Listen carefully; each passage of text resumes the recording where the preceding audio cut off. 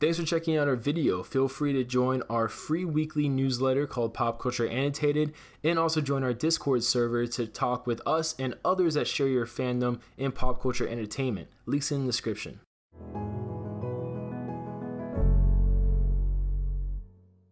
Hey everyone, how's it going? Josh here, and today we're going to talk about the 7 Kingdoms of Westeros. Now, this is basically more so a primer than a super in-depth video, just to give you guys a general sense of the different kingdoms in Westeros. We're probably going to do other videos in the future, going more specifically into each kingdom separately, but I just thought, hey, we're going to start really amping up our Game of Thrones coverage here on the channel. Why not start with the 7 Kingdoms? Because that's a huge part of Game of Thrones, both for the characters obviously, but also certain events that happen throughout the novels and throughout the series. So in Game of Thrones, the world consists of several continents and regions, and as the name suggests, Westeros is the most western continent, covering thousands of miles and a huge part of all the events that happen in Game of Thrones.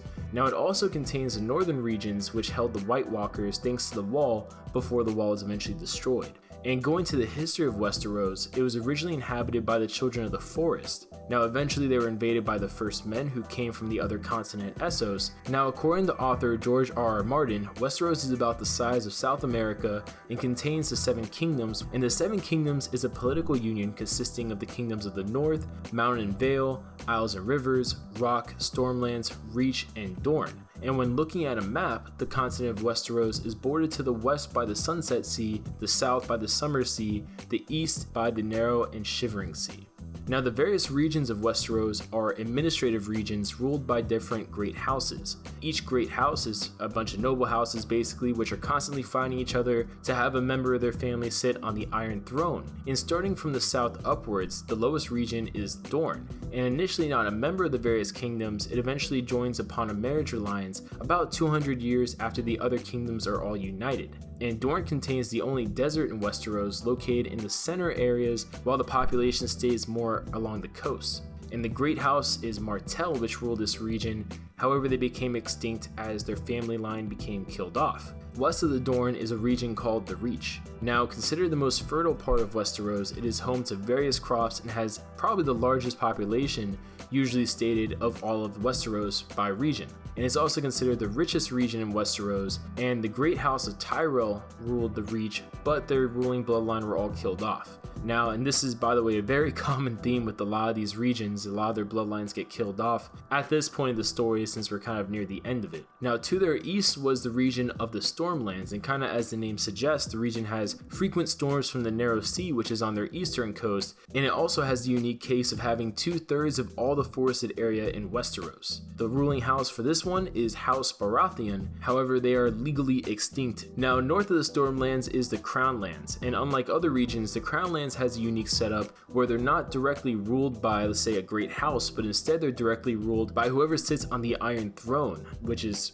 different. And the largest city in Westeros, King's Landing, is located on the east coast of the Crownlands, and kind of as the Crownlands suggests, it's kind of like where the royal people live. Now, this is also the capital city of the 7 Kingdoms and location of, I guess, the Iron Throne, if I didn't already say that. And on the far left of the Crownlands is the Westerlands. Now, this region has reserves of metals such as gold and silver, and also iron, and their metal forging with materials such as iron allows them to have a very well-equipped army. Now, the Westerlands have various mountains as well, which helps provide protection from different invasions if someone were to try invading them compared to other regions. And the great house that rules this land is called House Lannister. Now, the middle of Westeros is a region called the Riverlands, and this contains the tributaries called the Green Fork, Red Fork, and Blue Fork.